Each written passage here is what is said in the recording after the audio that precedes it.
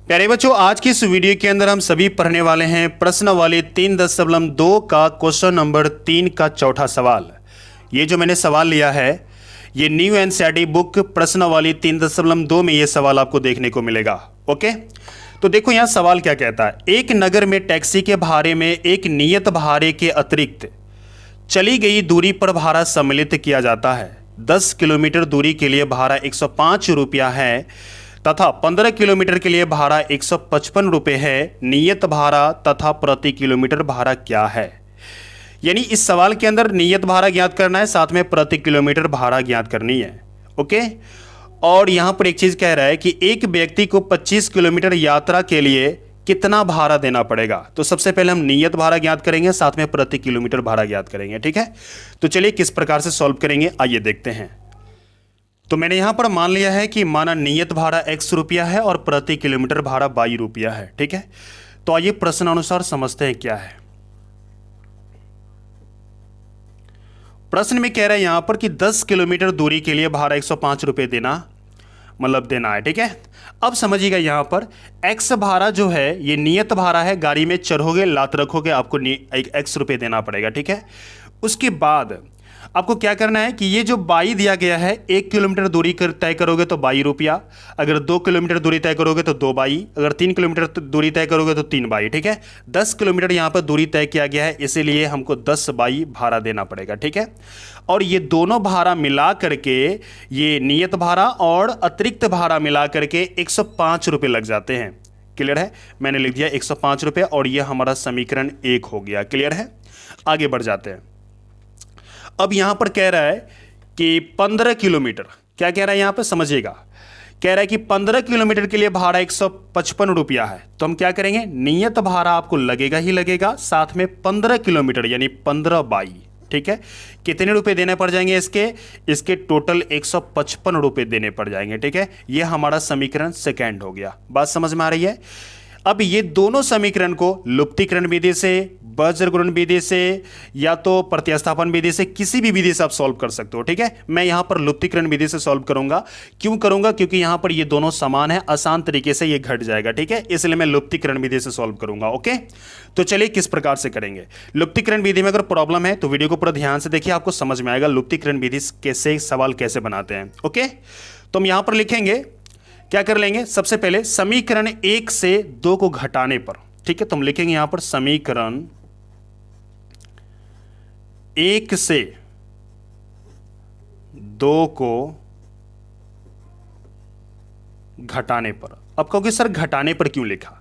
तो देखो यहां पर ये दोनों संख्या, ये जो देख रहे दोनों, समीकरण फर्स्ट में ये वाला, समीकरण सेकंड में ये वाला। ठीक है, ये दोनों बराबर है। ठीक है, जब ये दोनों बराबर रहे तो घटाने पर लिखना है। ओके, अगर ये दोनों अलग अलग रहे, समझ में आ रहा है, तो बराबर करके और साइन भी बराबर रहे तो घटाने पर लिखना है। बात समझ में आ रही है? अगर ये दोनों बराबर है, साइन सेम है, प्लस प्लस दोनों है तो घटाने पे लिखनी है, अगर प्लस माइनस है तो जोड़ने पे लिखनी है। बात समझ में आ गया? अगर माइनस माइनस दिया गया है दोनों में तो किस पे लिखना है? आपको घटाने में लिखना है। किस में? घटाने पर। बात समझ में आ रही है? अगर आपको प्लस प्लस दिया गया है तो भी आपको घटाने में लिखना है। क्लियर है? अगर आपको एक प्लस दिया है, दूसरा माइनस दिया है, तो वहां पर आपको किस में लिखना है? आपको यहां पर आपको जोड़ने पर लिखना है। किस में? जोड़ने पर। बात समझ में आ गया है? चलिए, तो हम घटाने पर लिखेंगे। तो क्या करेंगे, समीकरण 1 को और समीकरण 2 को हम लिख देते हैं। यहां पर समझने की कोशिश कीजिएगा। समीकरण 1 जो दिया गया है उसको मैंने लिख लिया, देखिए, और समीकरण जो 2 दिया गया है उसको भी मैंने लिख लिया। 15 बाई बराबर में कितना है? 155। ठीक है, अब इन दोनों को घटाएंगे। कैसे घटाएंगे समझिए, प्लस है माइनस होगा, प्लस है माइनस होगा, यहां पर प्लस है माइनस होगा। घटाने में साइन बदली होता है, अगर प्लस रहता है तो माइनस, अगर माइनस रहता है तो प्लस। बात समझ में आ रहा है? लेकिन ये सभी प्लस है तो मैंने माइनस कर दिया सभी को। ठीक है, एक अंक का संख्या यहां पर घट करके बचेगा 0, यानी कट गया। इसमें से बड़ा कौन है? बड़ा नीचे वाला है 15, तो उसका साइन माइनस है, यानी बड़ा का जो साइन रहेगा वो साइन लगानी है और घटा देनी है। यानी 15 में से 10 जाएंगे तो बचेंगे 5 बाई। कहोगे सर ये प्लस का क्या हुआ, ये मर गया, इसका कोई काम नहीं है आप, ठीक है। अब इनको जब घटाएंगे तो माइनस में 155 में से 105 घटेगा तो कितना बचेगा, यहां पर 50 बचेंगे।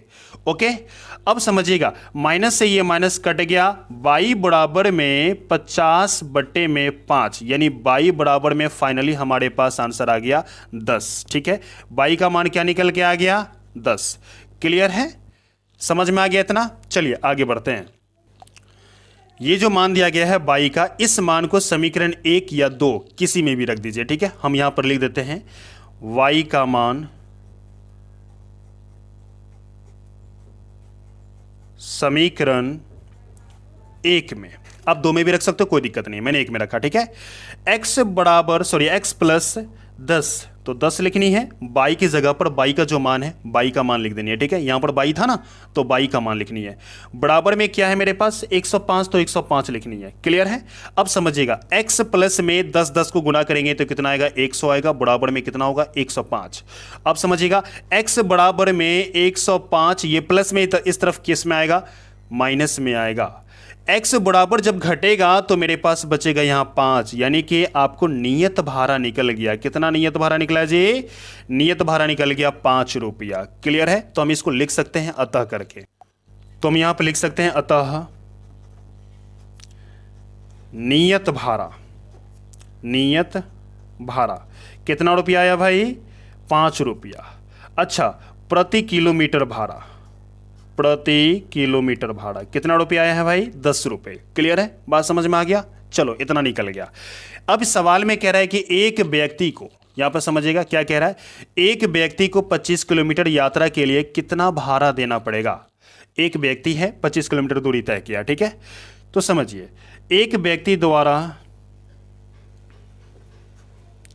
आप चाहे ऐसे लिख सकते हैं कि 25 किलोमीटर दूरी तय करने में, दूरी तय करने में लगा भाड़ा, आप इस प्रकार से लिख सकते हो, लगा भाड़ा।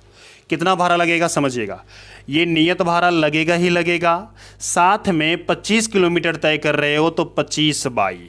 ओके, अब समझिए, x तो जो दिया गया है, जो निकाला मैंने x 5, यानी नियत भाड़ा 5, मैंने 5 लिखा, प्लस में 25 तो 25, और y का मान मैंने निकाला 10, ठीक है, तो मैंने 10 लिखा। अब समझिएगा, 5 प्लस इन दोनों को जब गुना करेंगे तो कितना आएगा, 250 आएंगे। अब जब घटाएंगे, जोड़ेंगे यहां पर तो क्या आएंगे, 255 आएंगे। यानी एक व्यक्ति को 25 किलोमीटर दूरी तय करने में 255 रुपये भाड़ा लगेंगे।